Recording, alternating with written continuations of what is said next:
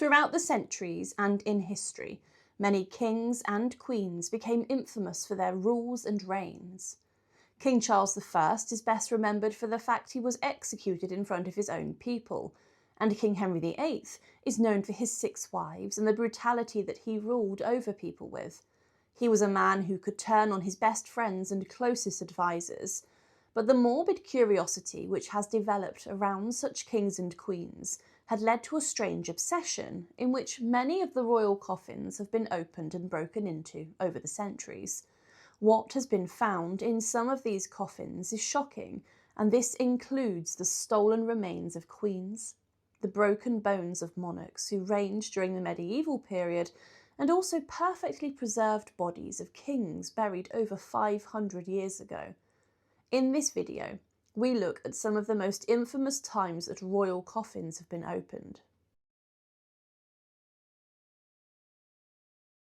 Many people believe that interred inside of this entombing sculpture are the remains of the young princes in the Tower, the 2 children of King Edward V and his brother, Richard the Duke of York. The young princes in the Tower mystery has for centuries puzzled historians and captivated millions, as their disappearance inside the Tower of London is often linked to the rise of their uncle King Richard III, the very man who was appointed to protect them. But instead, Richard is often said to have had the boys murdered and disgraced publicly so that he could take the throne for himself. But inside the tomb within Westminster Abbey are the bones of 2 children. But there was also a lot of shocking finds found within this vessel when it was opened in the early 20th century, but there are still many questions about these bones, and there are hopes that these remains will one day be subjected to DNA analysis to try to piece the princes in the Tower mystery together once and for all. But what is inside of this tomb? The princes in the Tower are mentioned, and Edward V, the King of England and rightful successor of King Edward IV, and his younger brother, Richard the Duke of York. The pair were inside of the Tower of London, and they were awaiting the coronation of the King, Edward V, but they at the time went missing and disappeared.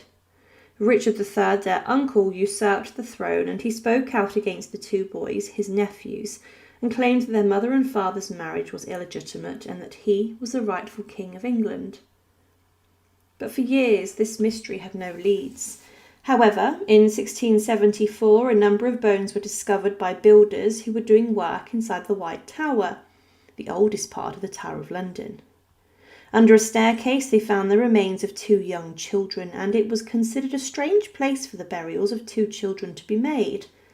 These then were linked to the princes in the Tower, and at the time the King of England, Charles II, ordered that these skeletons should be treated as if they were the boys. He made huge arrangements for the interring of these remains inside of Westminster Abbey.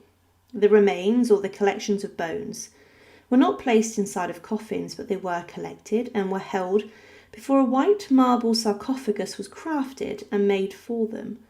This was designed by Sir Christopher Wren, and this urn was made by Joshua Marshall, the King's master mason. All of this shows how King Charles II was certain that these were the remains of Edward V and Richard the Duke of York. The warrant for the creation of the urn, dated on the 18th of February 1675, said, "These are to signify His Majesty's pleasure that you provide a white marble coffin for the supposed bodies of ye 2 princes lately found in the Tower of London, and that you cause the same to be interred in Henry VII's Lady Chapel, in such convenient place as the death of Westminster shall appoint." The urn was very well decorated, and to begin with, it had 2 crowns and plumes on top, but these then disappeared. As was requested by the King, the burial urn was placed in the north aisle of the Henry VII Lady Chapel, close to the tomb of Queen Elizabeth I, the final Tudor monarch and queen.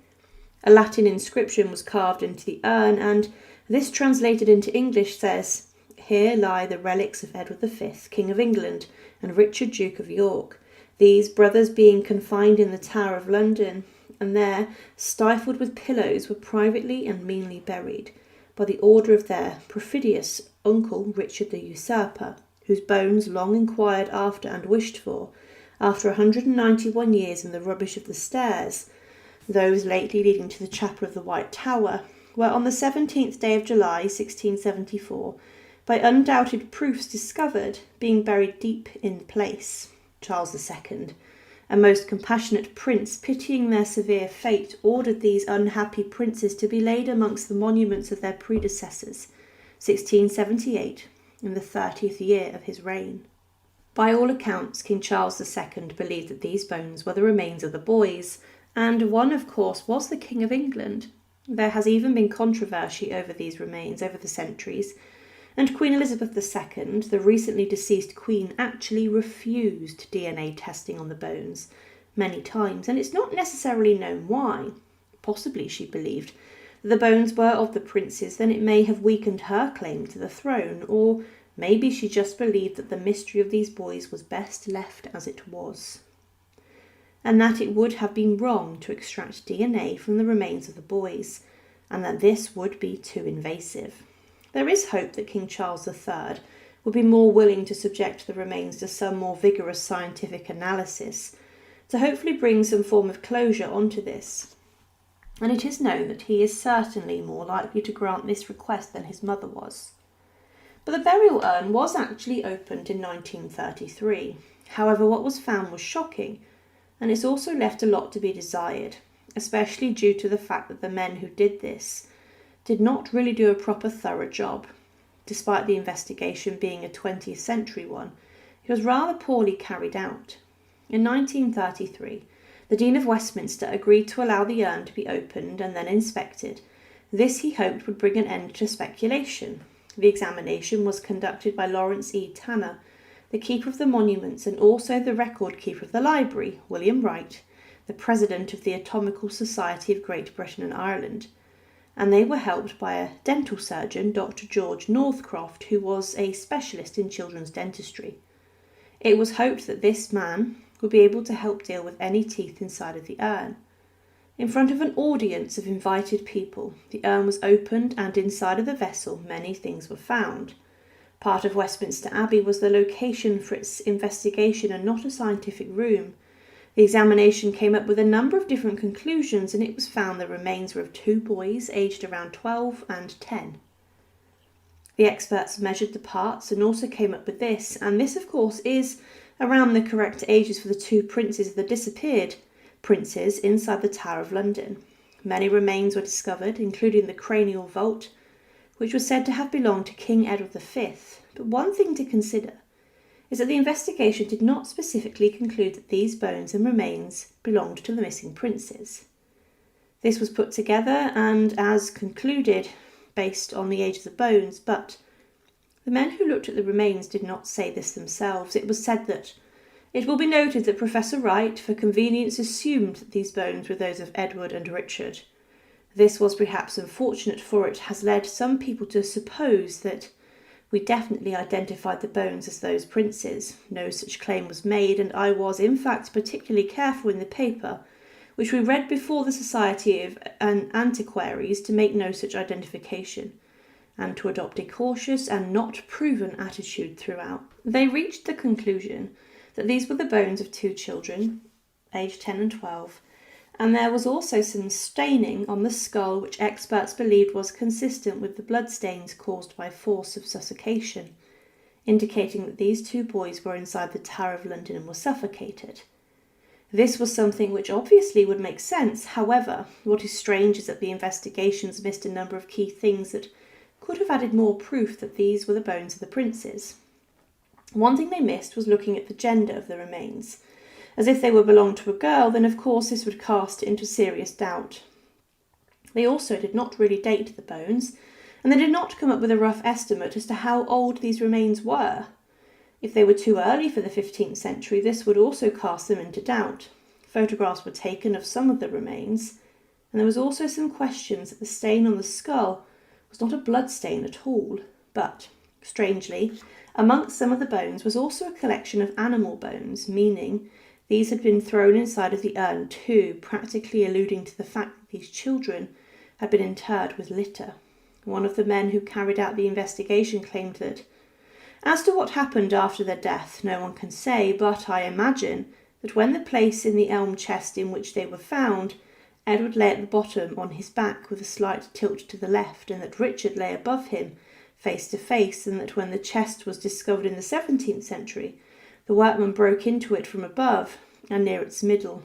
I am led to these conclusions from the fact that there was far more of Edward's skeleton present than that of Richard's, since presumably lying deeper, it was less disturbed. Ribs, no less than 6, have been found, and that of these 3 were on the left side and belonged to Edward, and 3 on the right side belonged to Richard, and that similarly 1 of the left clavicle of Edward and the right clavicle of Richard were present, strongly suggesting that the left shoulder of Edward had been in close contact with the right shoulder of Richard's.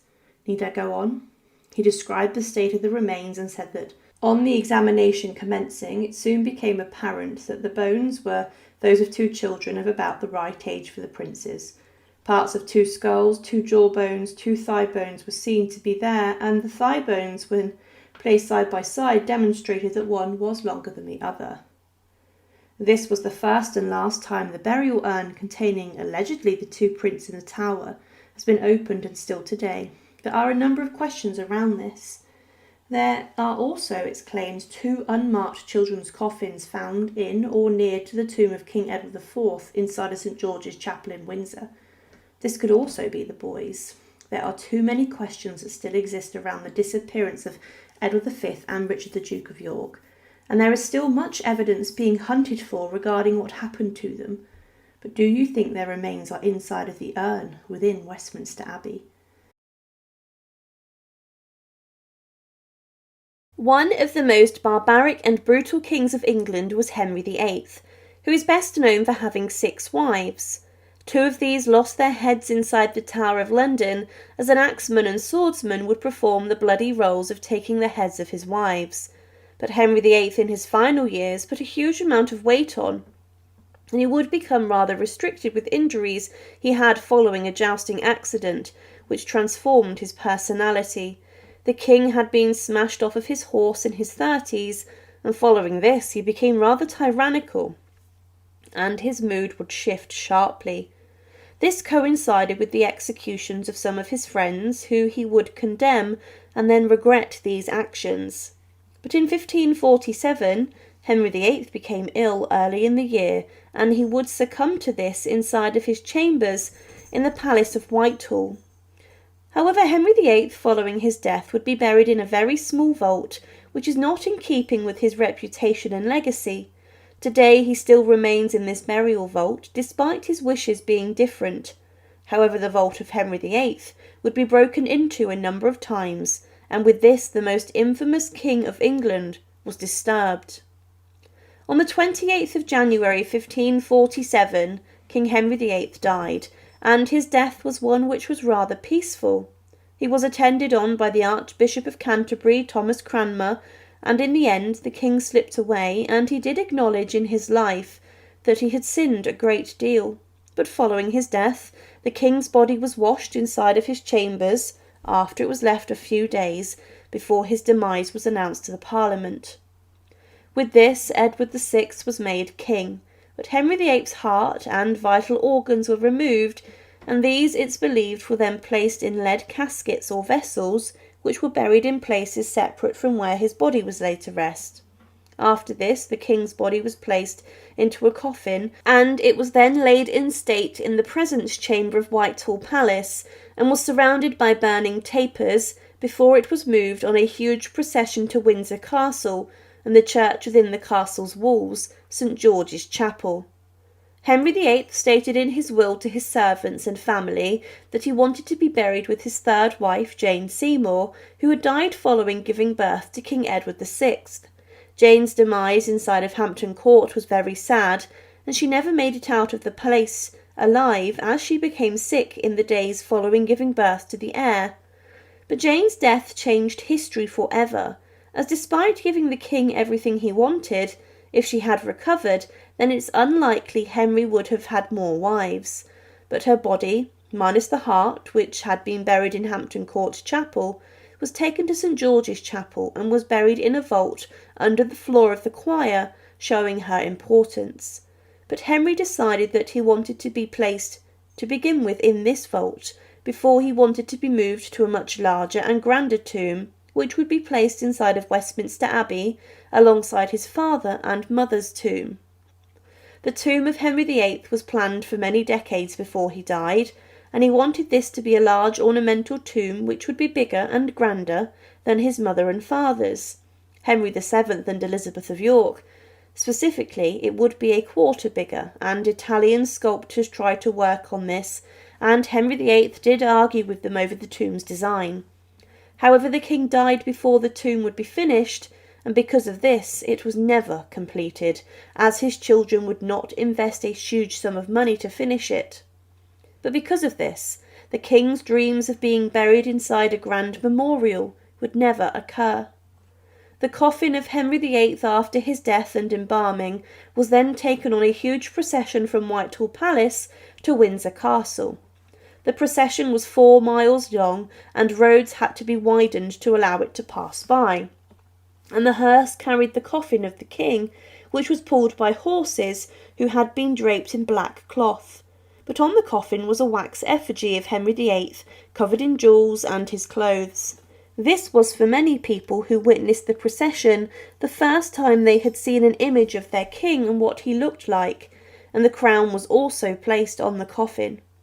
The funeral procession moved towards Sion Abbey, and it was then rested for the evening to have a break, and there have been rumours in the past centuries that whilst it was here, the king's body exploded and that parts of Henry dripped out of the coffin, and then this was licked at by dogs. This may have been caused by the gases building up in the body after death, and this is known to occur. But after the evening, the journey continued on to the burial site, and the coffin of Henry VIII reached Windsor, and it was then carried into the church by 16 yeomen of the guard. Such was the weight of Henry's coffin. The funeral service of Henry VIII then occurred, and his coffin was then lowered into the vault, where it still remains 500 years on. His officers of the household broke their staves of office and threw these into the vault after the coffin. But the burial vault would, throughout the centuries, be disturbed a number of times. Today there is no pomp or ceremony regarding the king's burial site, and it's just a simple marble slab showing where Henry VIII is buried. It says, "In a vault beneath this marble slab are deposited the remains of Jane Seymour, Queen of King Henry VIII, 1537, King Henry VIII, 1547, King Charles I, 1648, and an infant child of Queen Anne.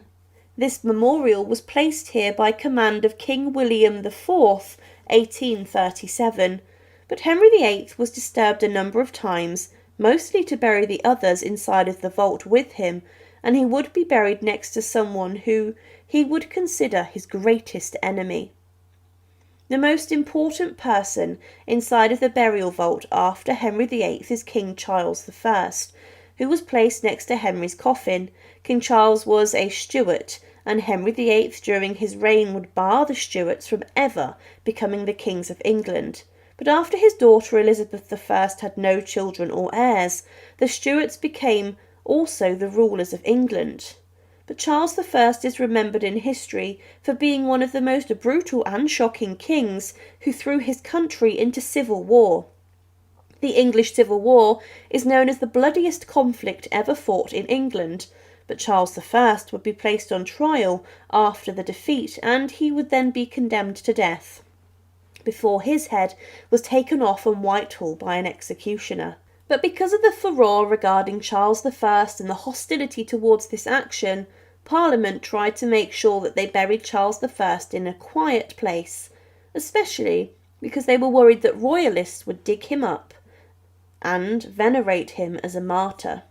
Because of this, Charles I was quietly buried in Henry VIII's vault, and the vault of Henry VIII was actually rather full, with just Henry and his wife Jane in there. When it came to burying Charles, to get his coffin in, workers had to move Henry's to the side, and it's believed they may have actually damaged this and damaged some of the wood of the Tudor king's coffin. But also another Stuart would be added to this vault, and that was one child born to Queen Anne, the last Stuart monarch, who was buried also at the feet of Henry VIII in a small coffin. This meant that to lay the enemies of the Tudor monarch in the vault was broken into. But then again, in 1813, the vault would be broken into yet again, as building work was being carried out inside of St George's Chapel and the Royal Vault. The builders entered the vault containing the remains of Henry VIII, but then officials went further and they opened the coffin of King Charles I to see what was inside of it, and the Prince Regent, the future George IV, also oversaw this. However, they noticed that Henry's coffin was in a bad state and had been broken. The trestle it had been sat on was broken and had collapsed, and this was done when Charles's coffin was squeezed in. The pressure from within the body of Henry was also said to have splintered the wood, and the top of the coffin had allegedly split open. But there was no record of any work being done to move Henry into another coffin, which was more suitable, meaning his body may be exposed to the air still today. However, Henry VIII was one of the most notorious and evil kings that had ever ruled England, but he was buried in a quiet place where he did not want to remain forever. He still lies under the floor of the chapel in Windsor, and not in the great tomb that he wanted. But surely his reputation means he deserves a grander monument and tomb than he currently has, as if you visit Windsor today, it is very easy to walk past his burial vault. One of the most iconic Scottish kings was Robert the Bruce, a man who led the nation during the First War of the Scottish independence against the English.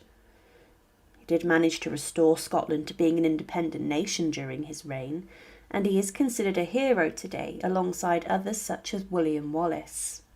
He was a man who took on the might of Edward I, the English king who was known as the Hammer of the Scots, but he was someone who was able to consolidate his power through defeating rebels and those who did not support him. At the Battle of Bannockburn, he managed to mastermind the defeat of the much larger English army of Edward II of England, but Robert the Bruce did die in the June of 1329, and his remains were subject to a significant amount of shocking treatment, after his heart was buried somewhere else, and his internal organs were also buried in another place, with his corpse and his body being interred elsewhere. He is actually buried in 3 different locations.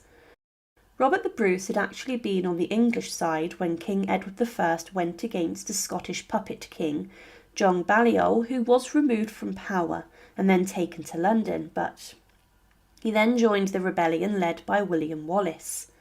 When Wallace resigned from the position of Guardian of Scotland, Robert took this role with Sir John Comyn of Badenoch. However, he seized the throne and was coronated. But weeks later, he killed his rival to the crown, Comyn, in a church during an argument.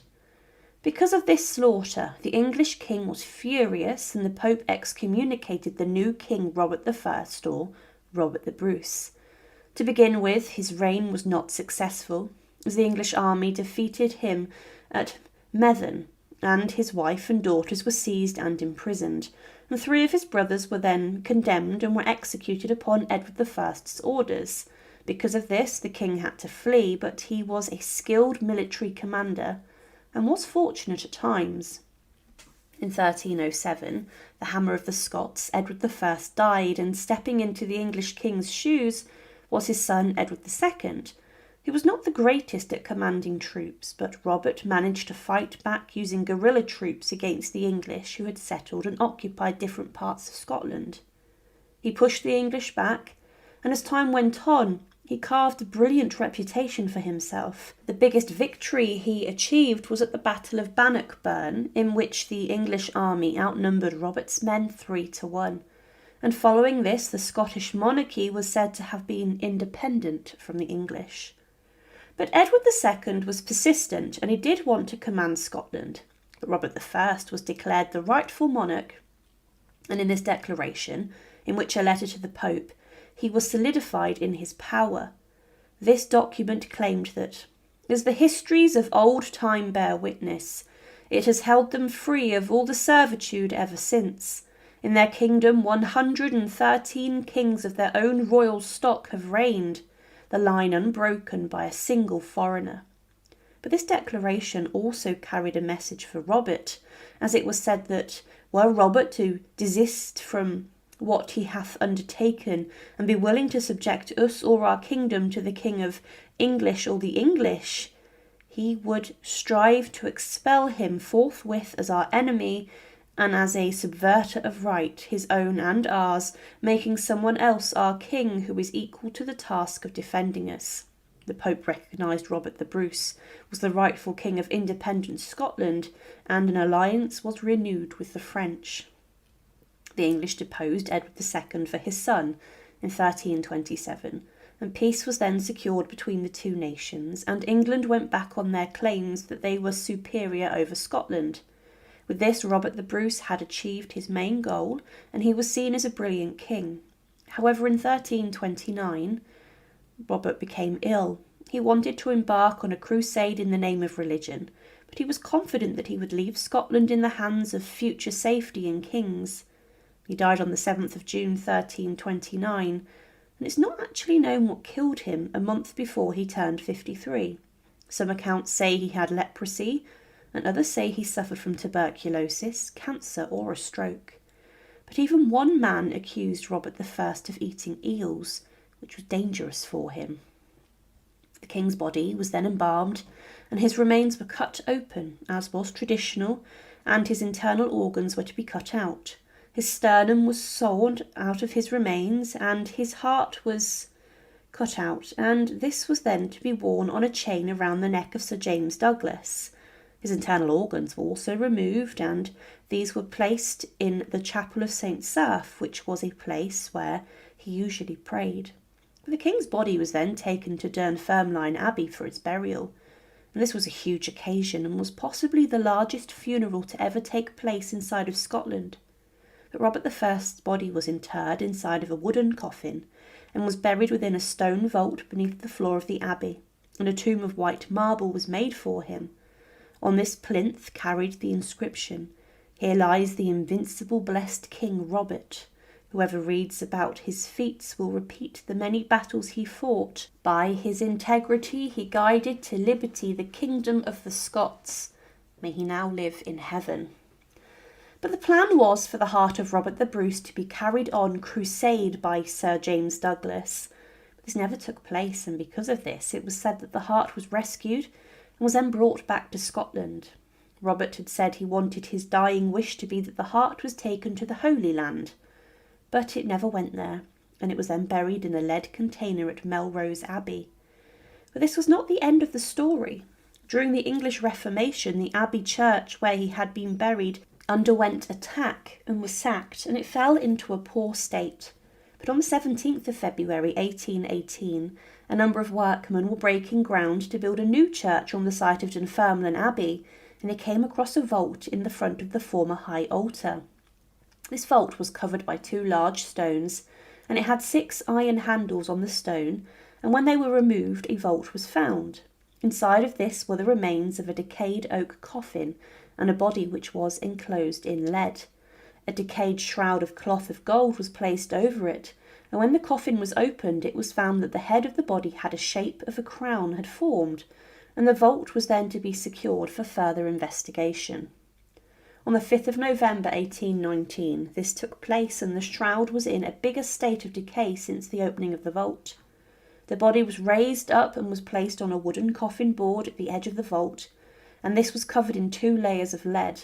And when the lead was removed, it was, without doubt, who this body belonged to. The sternum had been sawn from the top to the bottom, allowing the removal of the heart, and then a plaster cast was taken of the skull, which was detached, and measurements were taken of the bones. It was found that Robert the Bruce was around 5 foot tall.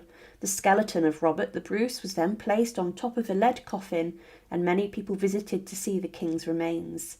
But during this, some people stole teeth, finger bones, and other things from the body.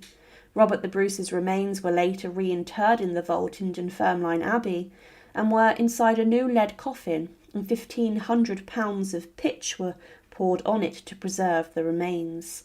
It had been found that his skull was preserved well with no flesh on it, but this was still not the end of the story. In 1921, workers who were making repairs to the floor of Melrose Abbey discovered a lead casket containing the remains of a heart, and this is presumed to have been Robert the Bruce's. This was rediscovered in 1996, and investigation then confirmed that it did contain the remains of a heart inside of it before it was then reburied the following year. Robert the Bruce is remembered for being the Scottish monarch who managed to see off the threat from the English once and for all. But he was someone who capitalised on the weakness of his enemies, especially after the death of Edward I. He was also a king who was buried in 3 different places, with his vital organs being interred near where he regularly prayed, his heart buried inside of Melrose Abbey after it was taken on crusade, and finally his remains and corpse being interred inside of Dunfermline Abbey. One of the most crazy executions in English history saw the King, Charles I, on the 30th of January 1649, be taken to the executioner's scaffold, which had been created on Whitehall. He was the man who had plunged his country into the deadliest civil war ever fought on English soil, and he has been condemned by Parliament and figures such as Oliver Cromwell. But the King was met by an anonymous executioner and an axeman who in one swing of the axe took the King's head from his shoulders. However, as the King's remains were gathered up, there was a question as to what to do with the body of Charles I, as Parliament were worried that it would become a royalist relic and be venerated by those who wanted to oppose the new political structure in England. But Charles I was buried in secret, alongside one of the most controversial and notorious kings of England, Henry VIII. But 200 years after his execution, his coffin was broken into. King Charles I's execution was a shocking event in which he was taken under armed escort to the Palace of Whitehall, next to where he would be executed. He was escorted onto the scaffold, and his public were looking on, and he was taken through a window of the banqueting house. Charles made a speech to the crowd that day which was difficult to hear, and he said, "An unjust sentence that I suffered to take effect is punished now by an unjust sentence on me. But I must tell you that their liberty and freedom consists in having government. It is not their having a share in the government. That is nothing appertaining unto them. A subject and a sovereign are clean different things. Before finishing, I shall go from a corruptible to an incorruptible crown, where no disturbance can be." His words were ominous, and were those of a man who believed his time on earth was up, but Charles would then be given himself over to the executioner at around 2 p.m. He then lowered himself onto the block after uttering a prayer, and he told the executioner he was ready by stretching his arms out as the blow from the axe then came crashing down. The King lost his head, and the crowd that day sighed, as they were not necessarily excited with what they saw. Many believed that Charles I was sent by God to rule over them, and that now they would be punished. The executioner did show the King's head to the crowd, but his remains were then gathered together and were placed in a coffin ready for burial. After the execution, the remains of Charles were then embalmed, and during this the royal physicians and doctors sewed the head of the Stuart monarch back on. But there was much debate as to where to bury the lead-lined coffin and the body of the executed king. Parliament began to debate this, and they believed it was too much of a risk to bury the king inside of central London, where it could be dug up, and they did not want to allow Charles the precedent of being buried alongside other kings and queens in Westminster Abbey. Parliament feared retribution and revenge for what they had done to Charles, and they did not want his burial site to become a shrine, but they then came to the conclusion to bury Charles inside of Windsor Castle, and specifically St George's Chapel, but this would be done in secret. It was said that this was a quieter place to bury the king, but the royal vaults would become much busier in the centuries after. In the middle of the night, On the 9th of February 1649, the coffin of Charles I was taken quietly from central London to Windsor, and he was then buried inside of the same vault as King Henry VIII, who was also laid to rest in a purpose-built vault alongside his third wife, Jane Seymour. This was said to have been a rather secretive space. There were plans for Charles II, the executed king's son, to bury his father in a grand mausoleum inside of Hyde Park, but this never occurred, and still today Charles is laid to rest in this vault with Henry VIII, two brutal kings laying side by side. However, for centuries it was believed that Charles's coffin had been lost to time, and thus his remains were missing. But the burial vault containing his body was actually broken into during building work in 1813, and the builders also found the remains of a child's coffin, this being the child of Queen Anne that tragically died. But Henry VIII's coffin was said to have been in a very poor state, as it had been broken, and there were even stories of people breaking into his coffin and stealing his bones. But Charles's coffin was found next to Henry, and the man who was investigating this was Sir Henry Halford, and he opened Charles's coffin on the 1st of April 1813 to confirm that this was in fact the lost body of the executed Stuart monarch. He did this in front of the Prince Regent, the future George IV, but he noticed when he broke into the coffin that Charles's head, which had come loose from his body. As mentioned, his head was sewn back on, but the thread must have decayed in the years since. On top of the coffin was an inscription that said King Charles 1649, and it was noted that the body of Charles I had been prepared in a different way. It was wrapped in a number of layers of cerecloth, which helped preserve it well, and it was so well wrapped that Halford had to take the body out of the coffin to unwrap it. He then wrote that at length the whole face was disengaged from its covering. The complexion of the skin of it was dark and discoloured. The forehead and temples had lost little or nothing of their muscular substance.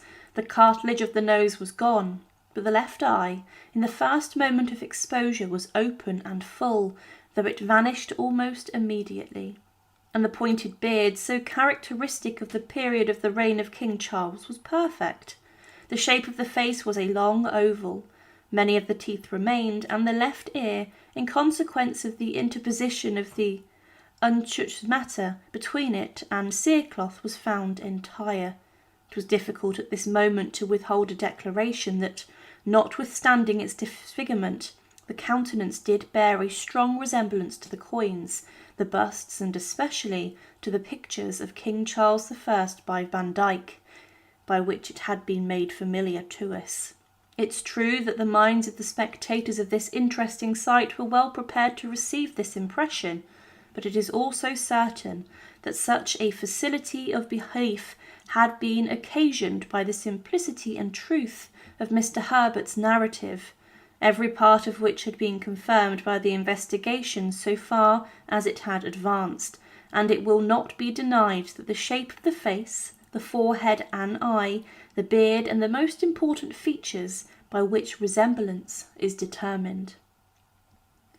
When the head had been entirely disengaged from the attachments which confined it, it was found to be loose, and without any difficulty was taken up and held to view. It was quite wet, and gave a greenish-red tinge to paper and to linen when touched it. The back part of the scalp was entirely perfect, and had a remarkably fresh appearance, the pores of the skin being more distinct as they usually are when soaked in moisture, and the tendons and ligaments of the neck were of considerable substance and firmness. The hair was thick at the back part of the head, and in appearance nearly black. A portion of it, which has since been cleaned and dried, is of a beautiful dark brown colour. That of the beard was a redder brown. On the back part of the head it was more than an inch in length, and had probably been cut so short for the convenience of the executioner, or perhaps by the piety of friends soon after death, in order to furnish memorials of the unhappy king. This was a huge achievement for Sir Henry Halford. He had found the remains of the executed King of England, and he even held up the head and confirmed it was Charles without any doubt. He said that the muscles of the neck had evidently retracted themselves considerably, and the fourth cervical vertebra was found to be cut through its substance transversely, leaving the surface of the divided portions perfectly smooth, and even an appearance which could have been produced by a heavy blow inflicted with a very sharp instrument. This added further evidence that it was the king, as it confirmed that he had lost his head by a sharp weapon, such as an axe. But after it was said, following the examination of the head, which served every purpose in view, and without examining the body below the neck, it was immediately restored to its situation. The coffin was soldered up again, and the vault closed. This was the last time that the vault of the king, King Charles I, and also Henry VIII, was opened at all, and Charles was a man who led his nation into civil war, and some believed it was justified what happened to him on that cold January morning on the scaffold in 1649. But in the years after, his remains were unwrapped and his coffin was broken into in front of a crowd of shocked onlookers, including the future king.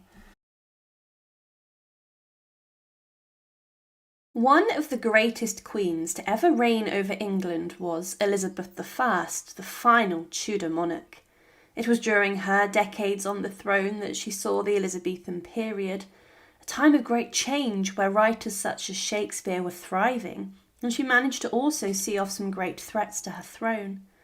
Elizabeth I ended the life of one of her greatest opponents, Mary Queen of Scots, by having her executed inside the walls of Fotheringhay Castle. But Elizabeth I also managed to defeat the Spanish Armada, the greatest enemy and army of the time across Europe, but Elizabeth was a queen who was loved by her followers and population, and she was very popular. Following her death in 1603, there was a huge outpouring of grief across England and the nation, and many people could not see what the nation would be like without her reigning over them. However, following her death, she was interred in a burial vault with her grandfather, Henry VII, before she was then dug up and moved to her final resting place. But what is this burial vault like, and why was it broken into? It was in the morning of the 24th of March 1603 that Elizabeth I died. She had suffered in the final months of her life with depression, and she had ruled for a very long time. But she was an elderly woman by the standards of the early 17th century, and she had lived for some time. She had defied many bouts of illness throughout her life, and she had beaten smallpox, a deadly disease that struck many people across England every year. But one issue that Elizabeth's court had with regards to her death was what to do with the throne following her death. She did not have any children. Because of this, the Scottish King James was invited to reign over England and Scotland, and he was the son of Mary Queen of Scots, the very woman that Elizabeth had executed. Elizabeth I in her final days was very depressed, and she often was very vacant and seemed deep in thought. She was contemplating the executions that she had ordered, and this included the execution of Mary, and she believed that this would stop her getting into heaven because she had sanctioned the execution of another anointed queen, who many believed had been sent by God to rule the Scots. But Elizabeth I was almost 70 when she went onto her deathbed, and she was accompanied by her closest friends and servants, and she was then attended on by the Archbishop of Canterbury. He offered the Queen spiritual guidance, and he told her that she would rule again in heaven as a queen. But her close friends who had died in the months before were in her thoughts, and Elizabeth believed she would one day see them again in the afterlife. And she was told to hold God in her thoughts, who would guide her through. However, the Queen's throat swelled and she struggled to speak, and because of this, many knew that death was coming. Inside of her private bedroom in Richmond Palace, Elizabeth I died, and she had left instructions as what should happen to her remains following her death. She specifically did not want to be disemboweled during the embalming process, but this was not listened to. During this process, the royal doctors and physicians cut open the Queen's body, and they removed her heart and also her other organs, and then her chest was stuffed with spices to keep away decay in an effort to preserve her before her funeral. But this proved to be the correct decision, as during the procession to her burial site of Westminster Abbey, it's believed that her body exploded due to the release of a number of gases, and that the explosion then even splintered the coffin and caused damage to it. However, Elizabeth, after her death, was then placed inside of a lead-lined coffin which had been decorated with Tudor imagery, and she was left inside of Richmond Palace before it was then time for the funeral procession. The journey was rather long, and it gave the public a chance to see their queen and to pay their respects to her. Elizabeth's coffin was placed on the royal barge and was then transported down the River Thames and then travelled towards the Palace of Whitehall. The coffin was covered in black velvet and her ladies kept watch on it. However, it was claimed that during the procession on the Thames that the oars at every stroke did tears let fall, and it was a very sorry sight. One onlooker wrote of the funeral procession that begun on the 28th of April 1603 that the city of Westminster was subcharged with a multitude of all sorts of people in the streets, houses, leads and gutters that came to see the obsequies. There was such a general sighing, groaning and weeping as the like has not been seen or known in the memory of man. On top of Elizabeth I's coffin was also her funeral effigy, which was dressed in her Parliament robes, and on the head of the effigy was the crown of the Queen. In her hands were the sceptres of power, and this was significant, as this was a first time for most that they had seen an image of their Queen. When the coffin arrived at Westminster Abbey, it was carried into the church by the yeomen of the guard, and the funeral of the Queen was conducted by Dean Andrews of Westminster. And following this, her coffin was taken to the Lady Chapel ready for burial. To begin with, the burial vault was actually the same as Henry VII and Elizabeth of York's, and she was buried under the tomb of her grandparents, which was said to have been an honour, and at the heart of the Lady Chapel. But then following this, her body would be moved later on. James I, the Queen's successor, was determined to win over his new population, and one way in which he did this was to honour Elizabeth, as she was so popular. He ordered a large tomb to be built for her, but he also ordered that Elizabeth should be exhumed and then moved to a different vault, the vault being her half-sister's, Mary I's, resting place, and it was then said that Elizabeth's coffin should be placed directly on top of Mary's to express her dominance over her half-sister in her reign. This tomb for Elizabeth is huge and is still there today, and she was buried in a room opposite her rival, Mary, Queen of Scots. It was said that 46 shillings and 4 pence was paid for the removal of Elizabeth's body, and then for the reburial in the new vault. However, in 1880, a book was published by the Dean of Westminster, Arthur Stanley, and in this he documents his exploration into the different vaults and burial sites of Westminster Abbey. He had been given special permission to look inside the royal vaults, and he wanted to locate the coffin of King James I. And he did find this in the burial vault of Henry VII and Elizabeth of York. So James had moved Elizabeth I out of this vault so that he could then be buried inside of it. But Arthur Stanley then explored some other rooms from the royal vault, and he came across an aisle underground at the east end of the tomb of Elizabeth I. And he found a small opening in the wall where he then crept through and entered the burial vault of Elizabeth I and Mary I. There were no other coffins, but Elizabeth I's remains had been laid to rest for 2 centuries. He wrote about what he saw and said, "The excavations, however, had almost laid bare the wall immediately at the eastern end of the monument of Elizabeth, and through a small aperture a view was obtained into a low, narrow vault immediately beneath her tomb. It was instantly evident that it enclosed 2 coffins, and 2 only, and it could not be doubted that these contained Elizabeth and her sister Mary, the upper one larger, and more distinctly shaped in the form of the body, like that of Mary Queen of Scots, rested on the other. There was no disorder or decay, except that the centering wood had fallen over the head of Elizabeth's coffin, and that the wood case had crumbled away at the sides and had drawn away part vault of the decaying lid. No coffin plate could be discovered, but fortunately the dim light fell on a fragment of the lid slightly carved.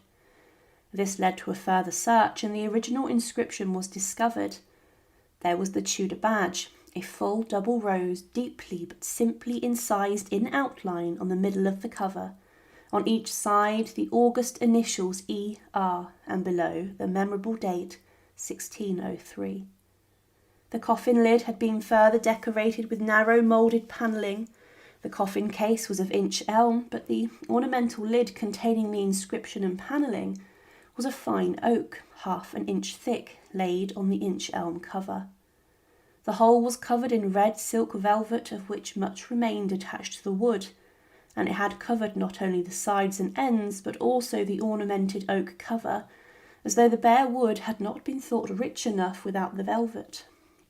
The sight of this secluded and narrow tomb, thus compressing in the closest grasp the two Tudor sisters, partners of the same throne and grave, sleeping in the hope of resurrection. The solemn majesty of the great queen thus reposing, as can hardly be doubted by her own desire, on her sister's coffin, was the more impressive form, the contrast of its quiet calm with the confused and multitudinous decay of the Stuart vault, and of the fullness of its tragic interest with the vacancy of the deserted spaces which had been inherited too, explored in the other part of the chapel. The vault was then immediately closed. Not since Arthur Stanley ventured into the burial vault of Elizabeth I has anyone, it's believed, ever been in and documented what they saw. It's considered a sacred space, and the final Tudor monarch is laid to rest in a better manner than others inside of Westminster Abbey had been. Thank you for watching. Cnut, also spelt Canute, was born around 990 AD. The son of Sweyn Forkbeard, the Danish king, who launched a successful conquest of England in 1013. Cnut's early life is shrouded in the mist of legend, but he likely received both military and Christian education, which would prepare him for leadership in a divided Christendom. Sweyn's sudden death in 1014 forced Cnut to retreat to Denmark, but he returned the following year with a formidable fleet to resume his father's ambition. England at the time was reeling from decades of Viking raids and political instability. The Anglo-Saxon king Ethelred the Unready and his son Edmund Ironside resisted Cnut's advances. After a series of brutal campaigns, a peace agreement was reached in 1016 at the Treaty of Olney, which divided England between the two men. Edmund died later that year, leaving Cnut the uncontested king of all of England. Cnut's reign from 1016 to 1035 marks a remarkable period of consolidation. Through a foreign conqueror, he sought legitimacy through marriage, law, and diplomacy, and in 1017 he married Emma of Normandy, the widow of Ethelred, aligning himself with the old English royal line.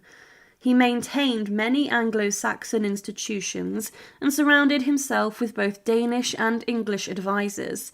His rule was characterized by political pragmatism, economic stability, and ecclesiastical patronage. Beyond England, Cnut inherited the throne of Denmark in 1018 after the death of his brother, Harold II. He later conquered Norway in 1028, thus establishing a North Sea empire. This rare unification of England, Denmark, and Norway under a single monarch was unprecedented and gave Cnut a stature comparable to that of Western emperor. In 1027, he even travelled to Rome, attending the coronation of the Holy Roman Emperor, Conrad II, signalling his status among Europe's greatest rulers. Cnut died on the 12th of November 1035 at Shaftesbury in Dorset. His death marked the beginning of the fragmentation of his empire. His sons, Harold Harefoot and Harthcnut, vied for control of England and Denmark, and the empire he built swiftly began to dissolve. Cnut was buried in the old Minster at Winchester, then the spiritual and political heart of Anglo-Saxon England. Winchester, once the capital of the ancient kingdom of Wessex, was still the royal city par excellence, and its cathedral, the Old Minster, which predated the current Winchester Cathedral, served as the burial site for West Saxon kings. It is fitting that Cnut, despite being a Danish conqueror, was interred amongst the kings of Wessex.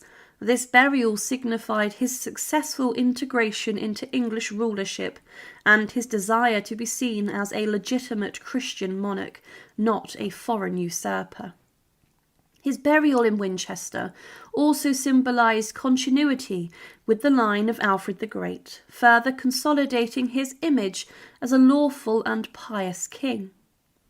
Now, following the Norman conquest, William the Conqueror initiated vast ecclesiastical reforms and architectural projects. The old Minster was demolished to make way for the new Norman Cathedral, today's Winchester Cathedral, and construction of which began in 1079. The remains of Cnut and other kings and bishops and saints were transferred from the old Minster into the new building. In the 12th century, these royal bones were placed into ornately painted mortuary chests made of wood and decorated with Latin inscriptions and heraldic symbols.